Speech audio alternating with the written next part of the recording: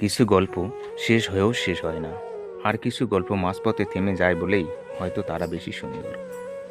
আমি আকাশ, আর আজ আমি আপনাদের শোনাব আমার জীবনের সেই অসমাপ্ত গল্পের কথা, যাকে আমি ভালোবেসে নীলা বলে ডাকতাম।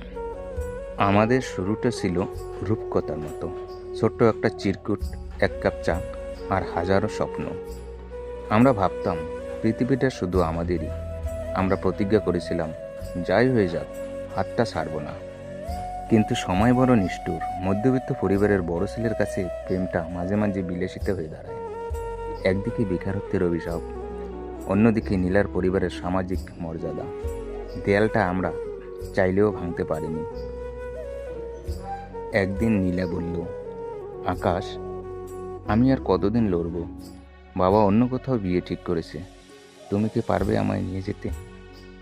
আমি বললাম, নীলা, আমি নিজের পায়ে দাঁড়ানোর চেষ্টা করছি, আর একটু সময় দাও।